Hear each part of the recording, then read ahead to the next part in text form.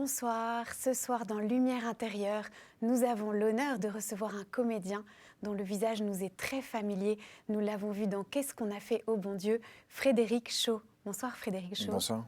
On vous connaît aussi par le Jamel Comedy Club. Qu'est-ce qui vous a fait choisir cette carrière de comédien ? À vrai dire, et pour être très sincère avec vous, j'ai jamais choisi et jamais eu la volonté d'être comédien. C'est juste un accident, je dirais même une opportunité qui s'est présentée à moi. Pour refaire un petit peu le fil rouge, j'étais extrêmement timide et pour pallier à ça, je m'étais mis dans la tête que faire du théâtre, en fait, était peut-être quelque chose qui allait m'aider pour me décoincer un peu. Et de fil en aiguille, j'ai eu une opportunité de faire du stand-up. Voilà, j'ai été repéré. Ensuite, j'ai fait le Jamel Comedy Club pendant 4 ans. Parallèlement à ça, j'ai passé des auditions et après fait des films. Et voilà, et aujourd'hui, je suis là. Et vous avez surmonté votre timidité ? Ah oui, je suis plus timide. Non. Incroyable, donc Ouais. il nous suffit à tous de faire du théâtre. Bah, je vous encourage, j'encourage tout le monde à faire C'est du vraiment théâtre. ça qui vous a aidé ? Oui, vraiment. Après, avec l'âge, l'expérience, j'ai beaucoup plus confiance en moi. Je suis père de famille. Ça installe un homme et ça ancre quelqu'un. Ouais. Et alors, on vous a vu évidemment dans ces sketchs et vous nous avez fait rire, mais c'est intéressant pour nous d'imaginer qu'est-ce que vous ressentiez quand vous faisiez ces spectacles sur le monde chinois et que vous nous disiez par exemple le chinois sourit parce qu'il connaît la recette des nems. Qu'est-ce que vous aviez, et que tout le monde éclatait de rire, qu'est-ce que vous aviez au fond du cœur à ce moment-là ? Vous étiez un peu amer, vous étiez joyeux, comment est-ce que vous vous sentiez ? À l'époque, je n'étais pas dans ces réflexions-là. J'étais dans un but de faire mon métier d'humoriste dans le stand-up. Et c'est marrant parce que ça remonte à quand même presque 20 ans maintenant en arrière. Et c'est drôle parce que je n'arrive plus à me définir comme humoriste aujourd'hui. Ah oui.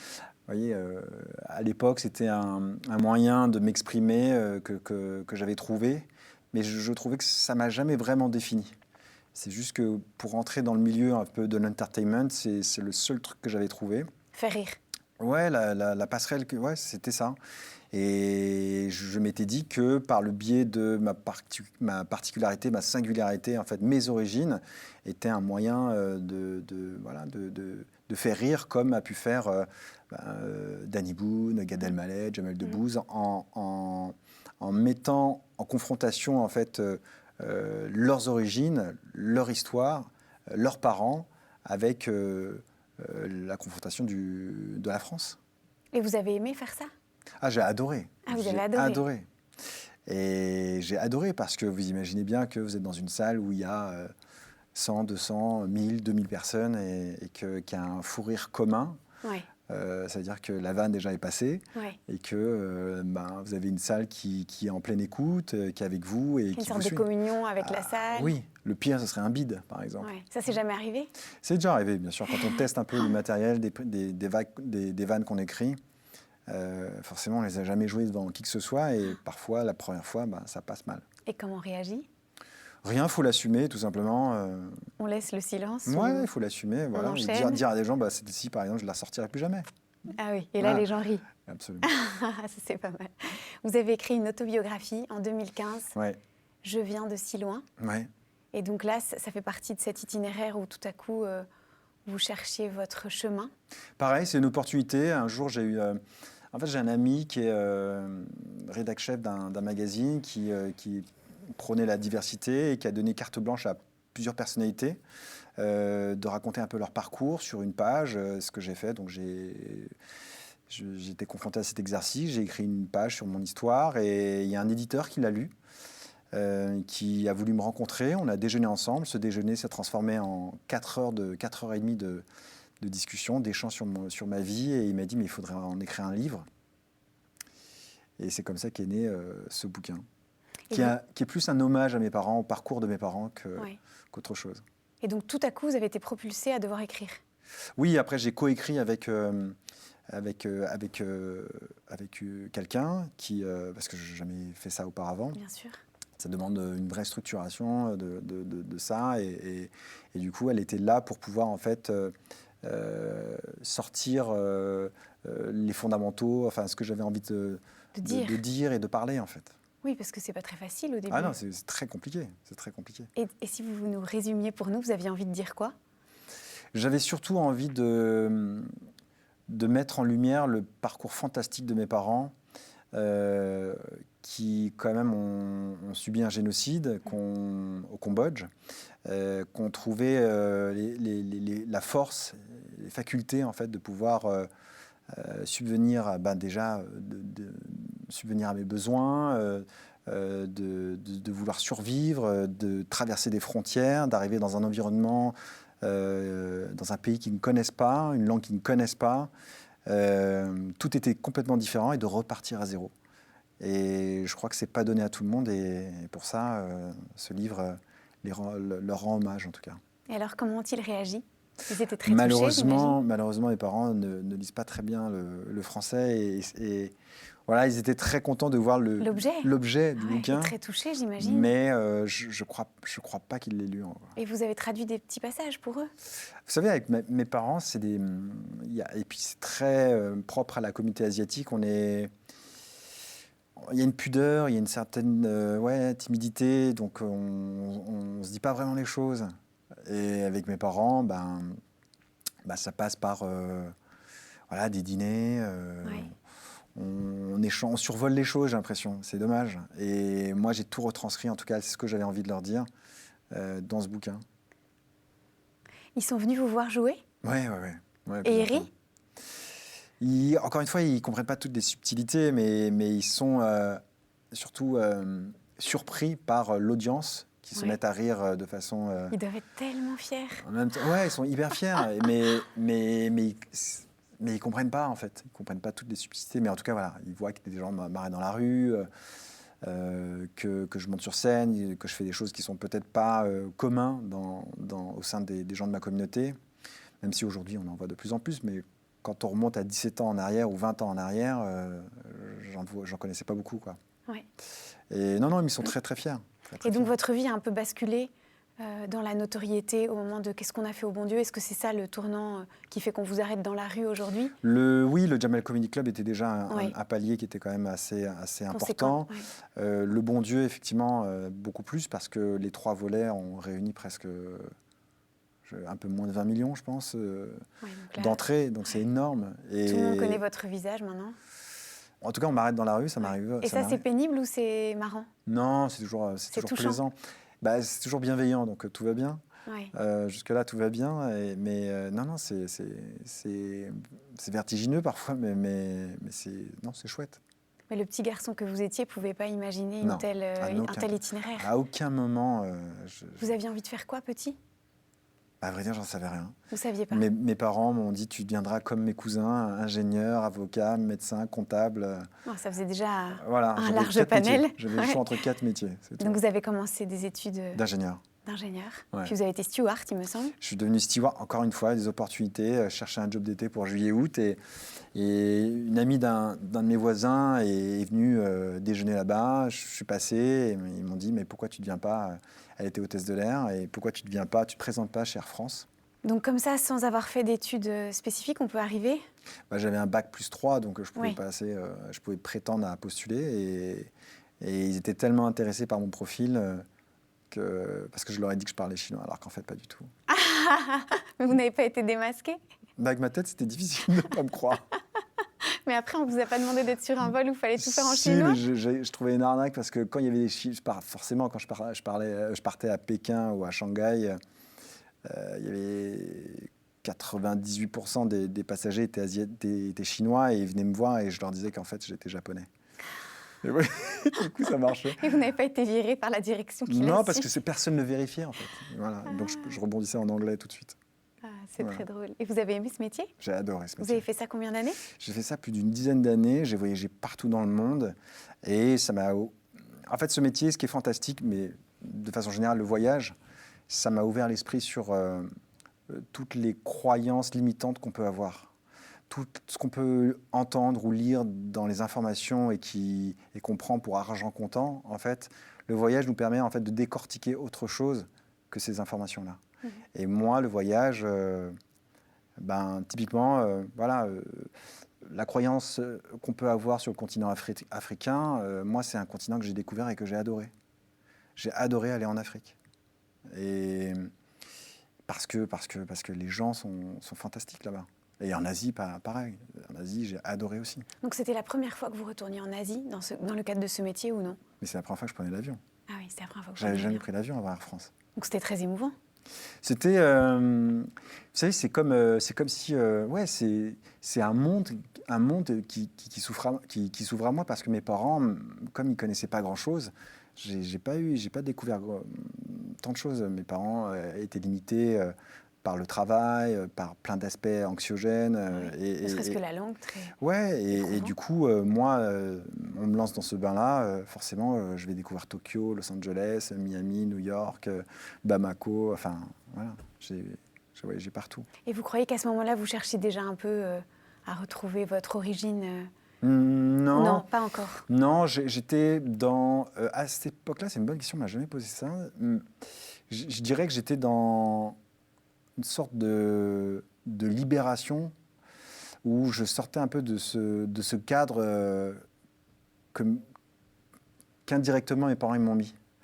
Où ils ont tout drivé pour moi, où je devais être ingénieur. Et pour une fois, en fait, j'ai eu cette liberté d'être dans un pays tout seul, pouvoir aller dans un restaurant ou aller visiter quelque chose, un musée, ou voilà, me balader, en fait, et être avec mes pensées et ma réflexion et de me dire, mais qu'est-ce que j'ai envie pour moi, tout simplement. Et le voyage permet ça. Mais vous n'en avez pas fait votre vie Non, parce que forcément, je suis rentré assez jeune et il y a un constat qui est quand même difficile, c'est qu'à vers les 26-27 ans, j'ai jamais été aussi fatigué de ma vie. Vous pouvez un instant... le décalage horaire. Ouais, être je sais pas, à Los Angeles, vous rentrez à Paris, 3 jours de repos ou 4 jours de repos et vous repartez en fait à Tokyo. Donc vous avez une amplitude de décalage horaire qui est... Donc vous n'en pouviez plus. Ah, j'étais très fatigué. Donc c'est ça qui a déterminé le fait de trouver autre chose. C'est surtout que je m'étais dit que je ne pourrais pas faire ce métier-là toute ma vie. Ah oui. Après, parallèlement, je prenais des cours de théâtre, Voilà. parce que j'allais beaucoup au cinéma. Et après, comme je vous ai dit, j'ai eu des opportunités pour devenir comédien. Très bien, Frédéric Shaw. Nous allons passer maintenant à la seconde partie de votre émission. Ouais. On vous a sûrement dit, on va vous mettre des mots ici sur cet écran. Vous D'accord. allez avoir 4 mots et ce sera à vous de jouer, de commenter et d'éclairer ces mots. Très bien, allons-y. Merci beaucoup, à tout de Merci. suite. À tout de suite.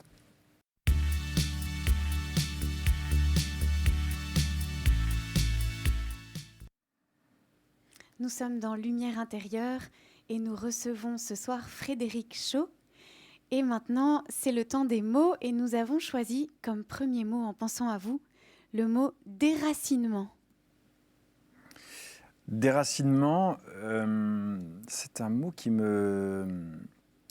définit un pan de ma vie, surtout ceux de mes parents et fatalement le mien. Parce que mes parents venant du Cambodge n'ont pas fait le choix de venir en France, ils ont été forcés. En un claquement de doigts, on leur a dit, voilà, vous avez 30 minutes pour préparer vos affaires et partir immédiatement. Donc ils ont marché de Phnom Penh, capitale du Cambodge, jusqu'à Ho Chi Minh, au Vietnam. Et ensuite, on est resté 1 an et demi. Ils sont restés 1 an et demi là-bas. Moi, je suis né là-bas. Et 6 mois après, on est arrivé en France. Voilà. Et après, mes parents ont dû survivre à des conditions, un environnement différent, une culture différente et surtout donner une chance à leurs enfants de s'émanciper, de vivre pleinement leur nouvelle identité, sans oublier leurs racines. Et mes parents ont fait un travail fantastique. Et vous dites que donc en 30 minutes, on leur a demandé de partir. Qui est cet interlocuteur? Peut-être que vous pouvez nous en dire davantage. Oui, c'est des Khmers rouges en fait qui sont arrivés pour vider la capitale Phnom Penh donc, de ses habitants. Donc quel que soit son métier, on était forcément ennemis du régime parce qu'on était là? Oui, tout à fait. À partir du moment où vous étiez... ils considéraient que les gens qui habitaient à Phnom Penh étaient des des notables, des gens privilégiés. Et c'est vrai que la politique et la culture des Khmers rouges était prôner le communisme et de dire que tous les biens étaient pour la communauté, pour le pays, et que des richesses, en fait, ou des gens cultivés ou des notables devaient absolument être exterminés, ou en tout cas devaient fuir ce régime-là. Donc on ne les a pas exterminés, mais on les a chassés. On leur a demandé de donner tous leurs biens. Donc ils ont été spoliés comme ça du jour au lendemain. Ouais, mais il y a quand même des gens qui ont été exterminés. On les a mis dans des camps, comme un camp qui est assez mythique là-bas, malheureusement, pour ces faits, qui est S21, qui était un camp d'extermination. C'était une ancienne école et des gens ont été emprisonnés là-bas et torturés, questionnés et tués. Et donc ça n'a pas été le cas de vos parents? Non, ils ont eu cette chance-là. À cause de quoi? Parce que ma famille était une famille bourgeoise qui avait des dollars et de l'or. Et donc, en échange de certaines de monnaie ou d'or, ils avaient des passe-droits de pouvoir passer des frontières, voilà, des passe-droits.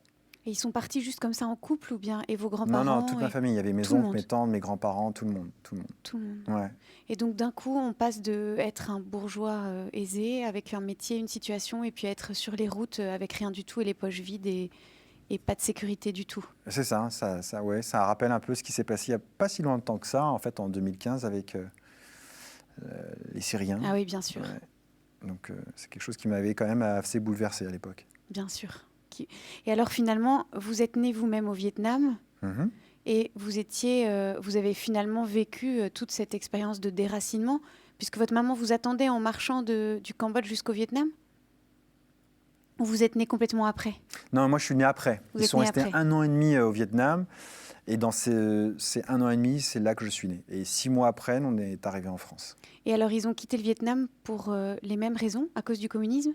Non, c'est que en fait, il y avait la possibilité de regrouper des membres de la famille parce que j'avais des oncles qui étudiaient en fait en France et du coup, ça permettait en fait c'était sous Giscard et Giscard avait ouvert en fait les vannes et a pu accueillir plus de 170 000 réfugiés indochinois.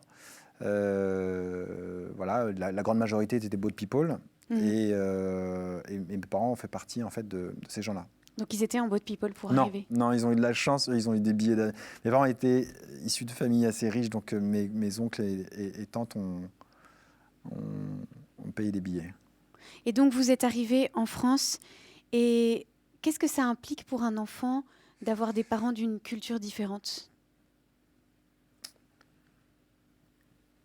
Moi, j'estime que c'est une richesse en fait. C'est une richesse d'avoir de la nuance, d'avoir grandi dans un environnement, mais d'avoir aussi être inspiré par autre chose et de comparer ces visions-là.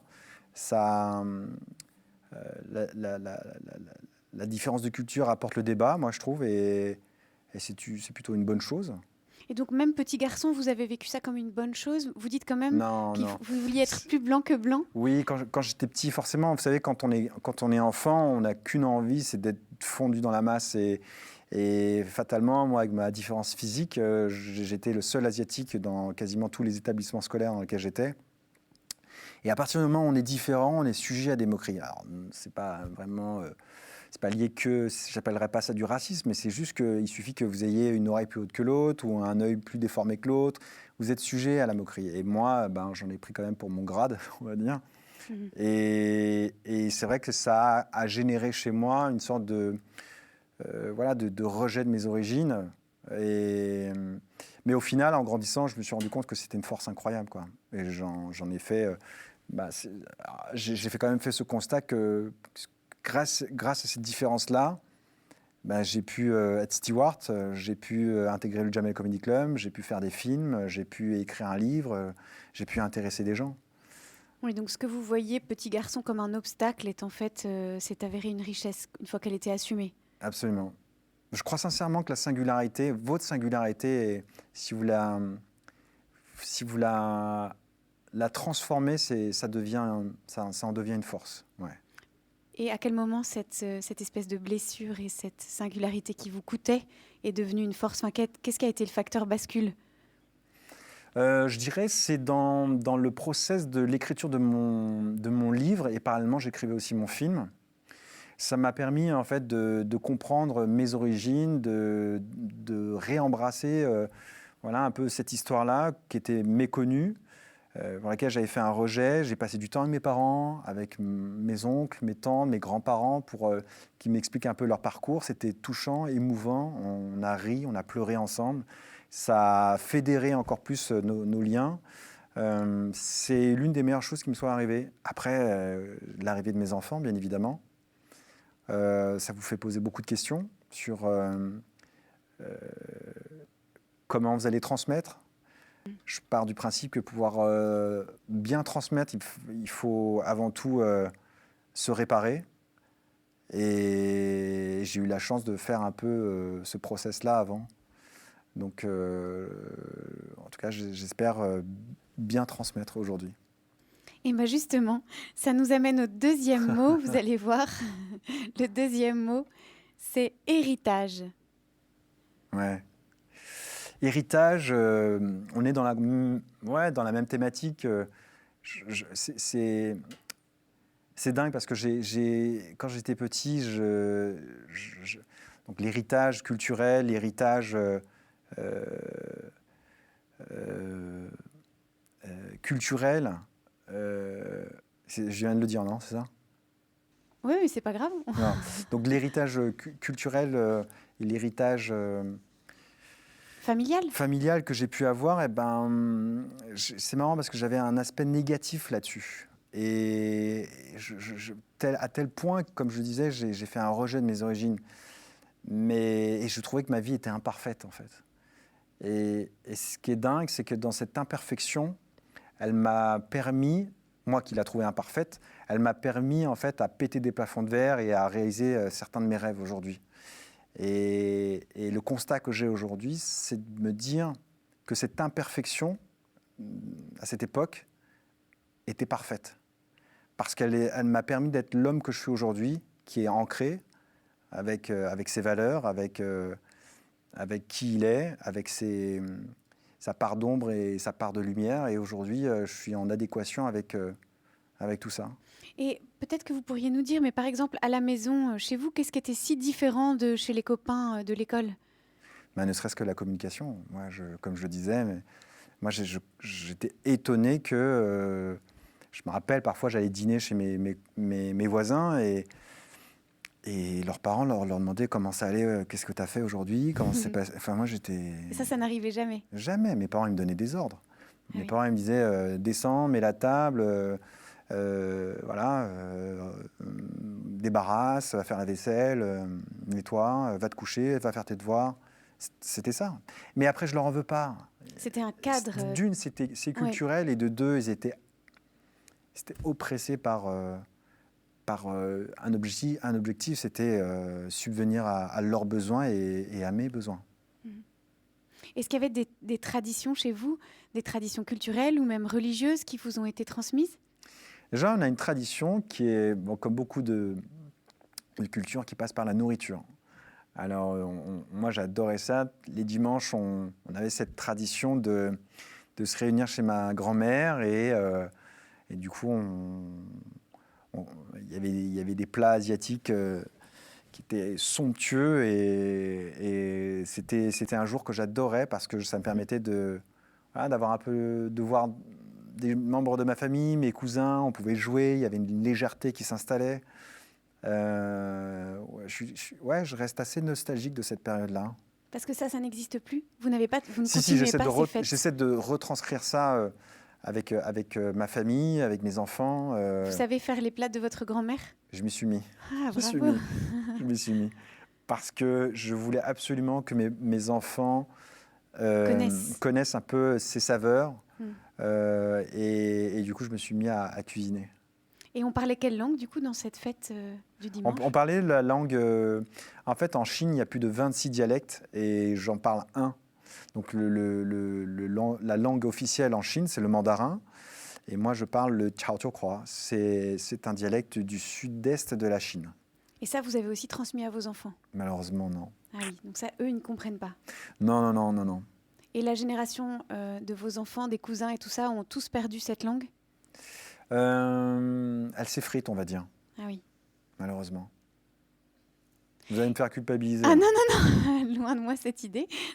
Et donc, vous avez parlé des traditions familiales et culinaires. Ouais. Est-ce qu'il y avait des traditions un peu religieuses, de prière ou... Oui, on avait, que je perdure encore, on allait très souvent le dimanche quand on allait dans Paris, exactement à Chinatown, Paris 13e. Il y a un Tang Frères là-bas, qui est l'institution, en fait, une institution où c'est un grand supermarché avec des produits asiatiques. On allait faire les courses, ensuite on allait manger au restaurant et après on allait à la pagode prier, se recueillir. Moi, je le faisais de façon automatique parce que la référence était mes parents et donc dans cette continuité de transmission, je faisais comme eux. Je me suis jamais posé la question de la foi à cette époque et encore pendant très longtemps. Mais voilà, ça fait partie de mon héritage, de ma culture, de mon identité. Et aujourd'hui, je transmets ça à mes enfants parce que je trouve que c'est important de savoir d'où on vient pour pouvoir en fait s'établir plus tard et évoluer. Et donc, vous diriez que ça vous cultive quand même en vous un certain rapport à quelque chose de transcendant ou à quelqu'un de transcendant? Ou est-ce que c'était simplement des rites familiaux communs? C'est des rites familiaux et aujourd'hui, il y a un apaisement quand je vais là-bas. C'est marrant parce qu'avant l'émission, j'y étais. Ça m'apaise, c'est un moment, c'est comme si le temps s'arrêtait et c'est l'espace où je peux être avec moi et moi. Vous voyez, je ne suis pas perturbé, pas pollué par autre chose. C'est un espace de silence et de recueillement, comme si en fait on se faisait un point. Hein, c'est comme si j'avais mon alter ego qui était en face et me dire mais qu'est-ce que tu en penses de ça? Et toi, j'ai pris cette décision, tu ferais quoi toi? Voilà, c'est une discussion. Est-ce qu'on chante à la pagode ou on chante pas? C'est les moines qui chantent, je ne comprends pas ce qu'ils racontent. Mais... Donc on écoute en fait, on arrive et on écoute. Oui, alors quand il y a des moines qui sont en pèlerinage, mais généralement il n'y a personne. Il y a des gens qui viennent pour prier, se recueillir. Donc on dépose une bougie ou... C'est une tige d'encens. Une tige d'encens. Ouais, une tige d'encens. Qui représente sa propre vie, sa propre âme qu'on offre, ou qu'est-ce que ça représente pour vous? Je ne sais pas trop, j'ai le sentiment que c'est une sorte de... Voilà, du même acabit qu'une bougie, quand on va à l'église. Une bougie, souvent, ça représente un peu la prière qu'on veut faire monter vers Dieu. Ouais, c'est ça, à travers peut-être la fumée de l'encens qui s'évapore dans l'air et qui va peut-être monter. Donc pour vous, c'est quand même quelque chose qui fait que vous faites monter vers Dieu? Ouais, je dirais un peu ça. C'est un peu l'image que j'ai, effectivement. Donc pour vous, il y a quand même quelqu'un qui vous regarde et qui accueille cet encens qui monte jusqu'au ciel? On peut dire ça, ouais. C'est marrant parce que j'ai jamais été croyant, mais pour vous raconter un peu, j'ai jamais dit ça encore, mais je vais depuis, on va dire, 10 ans à la pagode, alors qu'avant, j'y allais pas du tout. Parce que à un moment donné, dans ma vie, il m'est arrivé des trucs incroyables. Et je me suis dit que, il y a des choix que j'ai faits. À l'instant T, il y a une opportunité qui est arrivée. J'ai fait ce choix-là. Et si je n'avais pas fait ce choix-là, peut-être que j'aurais bifurqué sur autre chose. Et j'ai le sentiment d'avoir toujours fait les bons choix et que quelqu'un m'orientait vers ces choix-là. Donc je me suis dit, il fallait que je remercie à un moment donné. Et de façon naturelle, je me suis dit, allons à la pagode pour remercier l'univers, remercier quelque chose, remercier ce quelqu'un qui semble vous avoir conduit. Qui j'ai l'impression, est à côté de moi et qui prend soin de moi. Qui vous a enveloppé et conduit jusque c'est ça. Là. Je me sens, c'est vrai que très souvent, je sens qu'il y a quelque chose qui m'enveloppe, qui me dit, en gros, t'inquiète, je suis là. Ouais. Qui vous rassure. Ouais, c'est vrai. Qui vous enveloppe. Alors, nous allons passer au quatrième mot Ah, c'est le Non, troisième. c'est le troisième. Oui, on voit que je suis pas très forte en maths. Le troisième mot, et c'est le mot paix. Paix, écoute, ça rejoint encore cette continuité. Aujourd'hui, je suis en paix, ouais, parce que, comme je vous disais, je me suis réconcilié avec mes origines, avec l'homme que je suis, avec mon passé que, que, que j'estimais imparfait. J'ai de la gratitude en fait pour ces échecs, pour cette difficulté. Ça m'a permis d'avoir de la résilience, ça m'a permis d'être plus fort. Et, et, et face aux échecs et aux difficultés que je vais retrouver, j'y trouve voilà, comme je suis moins affecté en fait. Je me dis bon, voilà, c'est encore une nouvelle épreuve, je vais l'affronter et je vais grandir de ça. Je suis plus. Je trouve que la vie, elle est beaucoup plus fluide. C'est un mot que j'utilise beaucoup, fluide. Et qu'est-ce que vous diriez à ceux qui nous écoutent et qui peut-être traversent eux des épreuves et qui voient plus tellement le sens de leur chemin? Vous vous dites que vous avez eu l'expérience d'être conduit par quelqu'un. Ouais. Comment est-ce que quels conseils vous nous donneriez pour trouver la paix? Parfois, en fait, enfin pour ma part, hein, ça n'engage que moi, mais quand on est confronté on est acculé par plein de choses qui nous affaiblit, qui rend la vie difficile, et ben on a envie de baisser les bras et c'est normal et c'est humain. Mais moi j'y vois plutôt comme je sais pas comment expliquer ça, comme une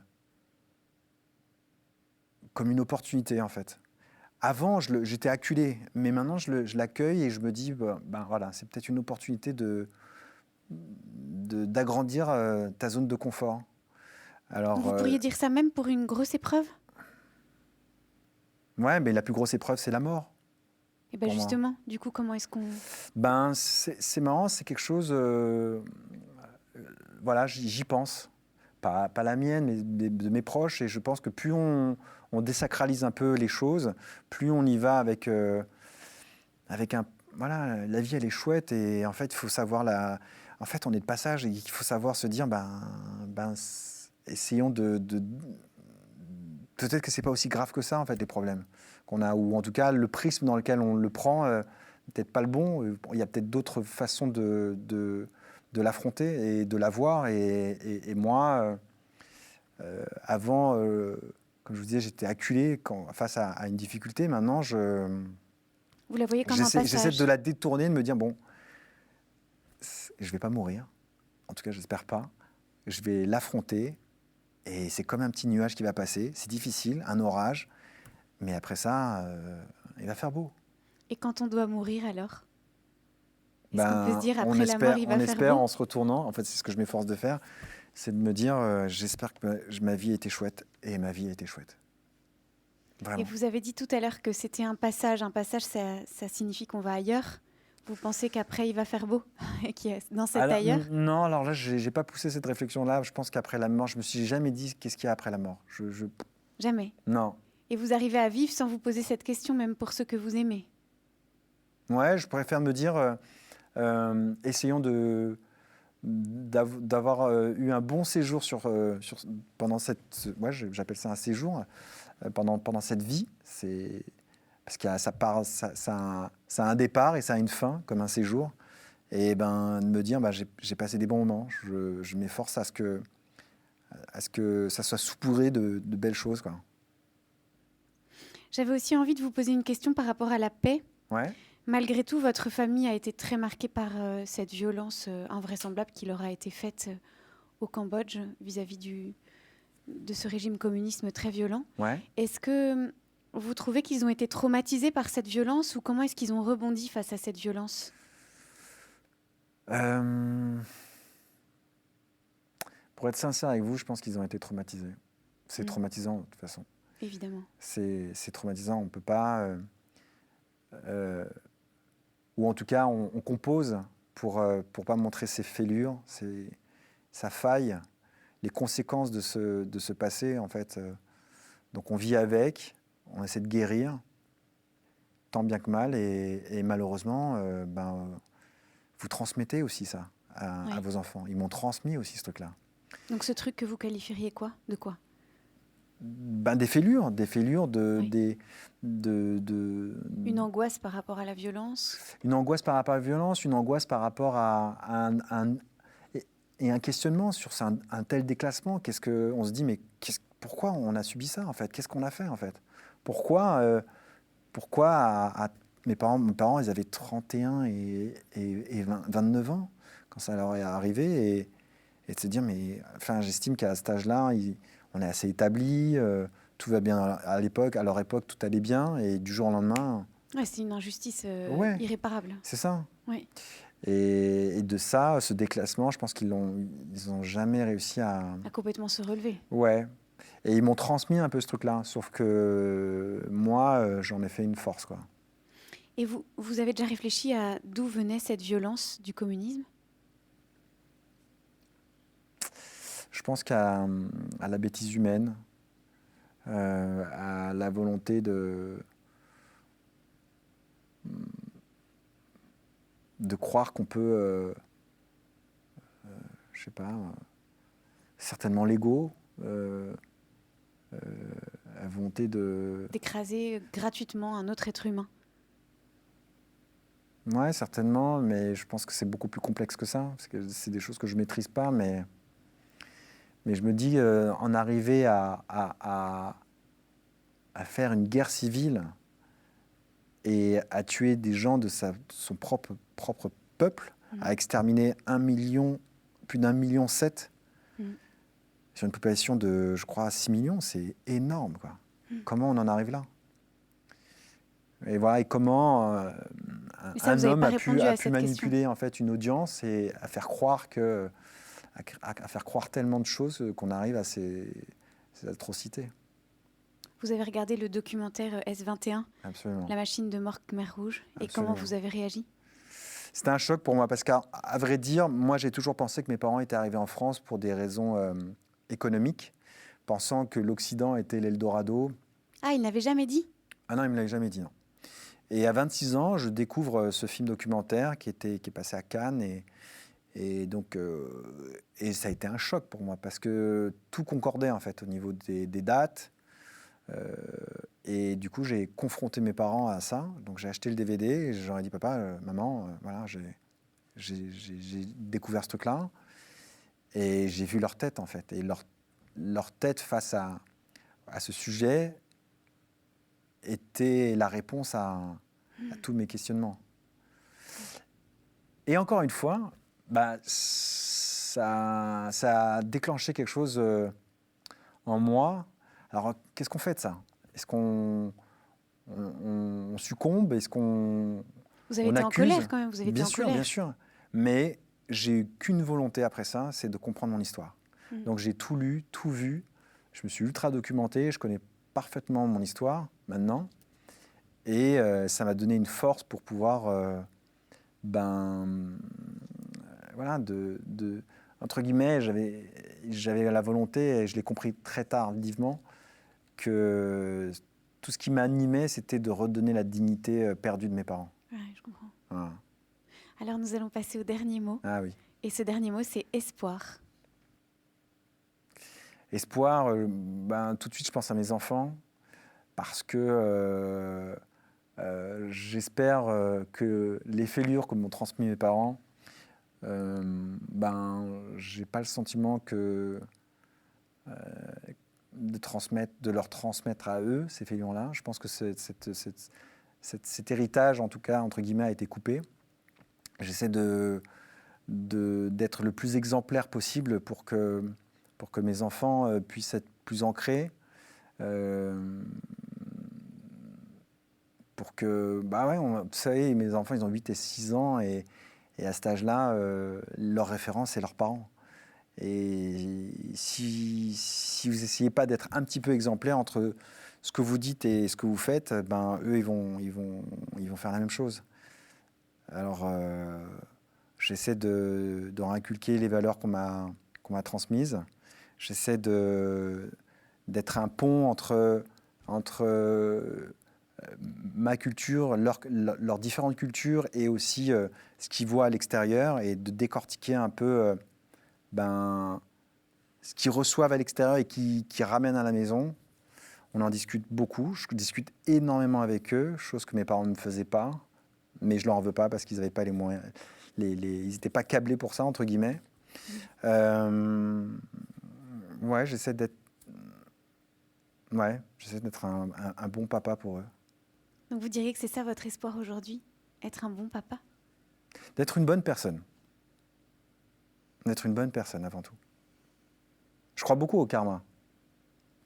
Je crois beaucoup, à tort ou à raison, que quand on fait quelque chose de mal, en fait, on va se le reprendre en effet de boomerang, vous voyez? Oui, que le mal a des conséquences qui nous abîmeront nous-mêmes. Ouais. Donc, vous l'avez vu ça dans l'histoire de vos parents, par exemple, ces communistes qui ont fait tant de violence, vous trouvez qu'ils ont déjà eu la monnaie de leur pièce? Certains bourreaux, oui, j'imagine. Vous savez, même si les gens qui ont été des bourreaux pendant ce régime, je pense qu'ils ne peuvent pas dormir tranquillement. Ils ont certainement certains fantômes qui doivent revenir et les hanter, quoi. Ce qu'ils ont fait, c'est abominable. J'aimerais pas être à leur place. Donc pour vous, être une bonne personne, qu'est-ce que c'est?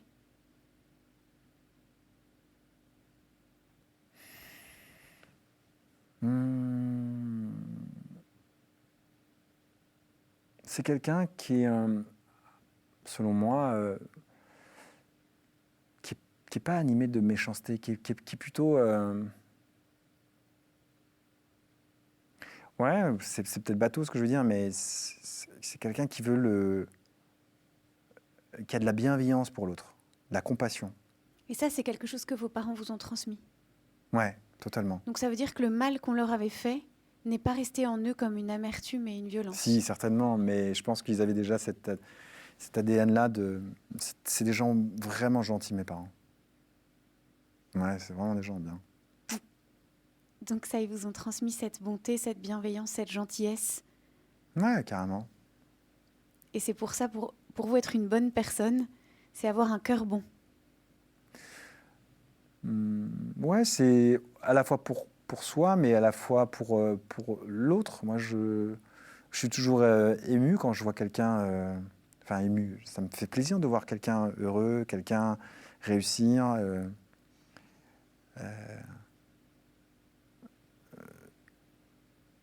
Ouais, c'est encourageant, c'est émouvant. Donc finalement, vous semblez dire que quelqu'un de mauvais sème le mal autour de lui, alors que quelqu'un de bon reçoit la joie de répandre la joie autour de lui. Je pense que quand on est heureux, on est quelqu'un de bien, on rayonne différemment, on rayonne différemment que quand on est... je sais pas, avec des aspirations négatives. Ou d'aspérité plutôt. Aspiration, aspérité. Peut-être la dernière question que je vais vous poser sur l'espoir, puis on passera à la dernière partie de cette émission. Est-ce que vous faites une différence entre l'espoir et l'espérance?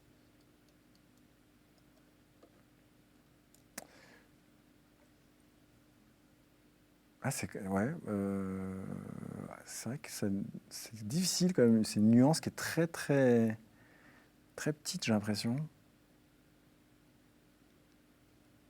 L'espérance. Mais dites-la moi. Non, j'en sais rien. Pour vous, ce serait quoi l'espérance du coup? L'espoir, peut-être, c'est espérer des choses, par exemple, espérer jouer dans un chouette film, espérer que telle chose marche. Et puis peut-être l'espérance, c'est quand j'ai l'impression que l'espérance, on met des choses en marche. Non, l'espoir, on met des choses en marche pour atteindre cet objectif. Et l'espérance, on est peut-être un peu plus passif.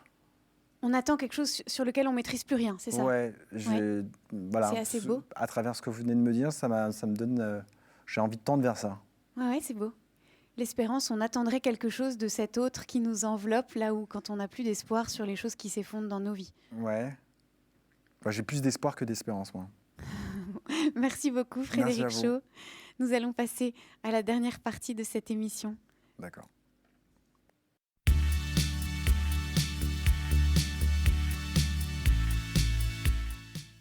Nous sommes dans Lumière intérieure et nous recevons Frédéric Shaw. Alors comment vous êtes-vous senti pendant cet épisode démo ? C'est assez déstabilisant parce que vous parlez à des ampoules, un rideau noir, un fauteuil vide. Oui. Il n'y a plus de visage ? Non. On se croirait dans un confessionnel, en vrai. C'est autre chose. Non, écoutez, ça a été, j'ai été sincère. Voilà, tout va bien. C'était assez beau de vous entendre dire qu'au fond, tout votre parcours était pour redonner de la dignité à vos parents. Mm-hmm. Cette dignité bafouée et méprisée. Ça, c'était assez touchant. Ah, écoutez. On a parlé de la paix. Est-ce que vous diriez qu'il y a quelque chose qui menace la paix ? Aujourd'hui, on est quand même dans une période de l'histoire où la paix est une fois de plus un peu menacée partout. Mm-hmm. Qu'est-ce qui menace la paix selon vous aujourd'hui ?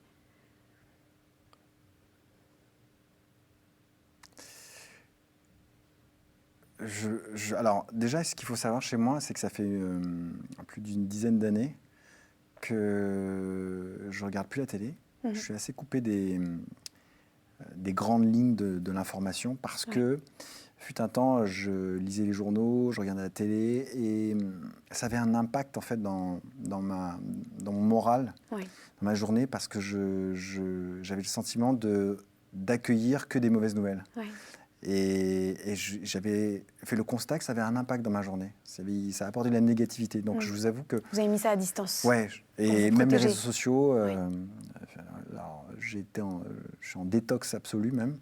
Ah oui. Donc évidemment, j'ai quand même les informations qui arrivent, mais avec quelques heures ou avec jours un recul de retard. Je sais ce qui se passe dans le monde, mais je suis... si vous me demandez le ministre de l'Éducation aujourd'hui, je ne sais pas qui c'est. Oui. Voilà. Vous avez besoin de silence, en fait. J'ai besoin de me focaliser sur ce qui me semble dans ce que j'ai à affronter dans ma vie, de ce que j'ai à accomplir dans ma vie, dans ma paix intérieure, effectivement, dans ce qui est important pour moi, parce que de toute façon, je n'ai pas la main sur ce qui peut se passer outre-Manche, outre-Atlantique ou ailleurs. Mais pour répondre à votre question, ce qui menace la paix, en fait, aujourd'hui, c'est la grandeur des hommes, en fait. La grandeur au sens négatif, plutôt. Oui. Leur orgueil, vous voulez dire. Des gens qui en veulent encore plus, qui veulent, encore plus de parts de marché, encore plus de production, encore plus écraser l'autre, être une superpuissance. Donc, ce qui vous semble important. Je sens qu'il y a une compétition, en fait, qui est accrue, en fait, entre les pays, les continents, et qui ne vont pas dans le même sens, quoi. Donc vous diriez que vous, ce qui vous semble important, c'est de cultiver votre propre paix intérieure ? Oui et non, parce que je pense que on ne peut pas vivre en autarcie non plus. L'idée, c'est d'échanger, de pouvoir vivre l'un avec l'autre, ensemble. Et en fait, ce qui me manque, c'est de la fraternité. Oui. Voilà. C'est ça. On manque de fraternité aujourd'hui. Vous avez parlé de quelque chose ou quelqu'un qui semble vous accompagner discrètement. Vous lui donnez ni de nom ni de visage. Mais si on vous disait tout à coup qu'il avait un nom et un visage, si on vous disait à la fin de votre vie, tu sais, Frédéric, c'était Dieu qui t'a accompagné pas à pas, comment vous réagiriez ? Je dirais merci. Oui. Merci d'avoir pris soin de moi et des miens. Et au fond, vous espéreriez ? Même à travers les épreuves qu'il a saupoudrées dans ma vie. Ouais, je le remercierai. Même pour ça, vous diriez merci. Bien sûr. Donc ça va être une belle rencontre ? Quand il veut, je le rencontre. Ok. On lui dit alors. On pourrait dîner ensemble. Ok. On va lui transmettre alors. Très bien. Et merci beaucoup. Merci à vous. Frédéric Shaw, on était très heureux de vous rencontrer. Je vous rappelle que vous pourrez revoir cette émission sur ktotv.com. Nous vous disons à la semaine prochaine. Nous étions très heureux de vous recevoir, Frédéric Shaw. Merci beaucoup. Merci beaucoup. À bientôt.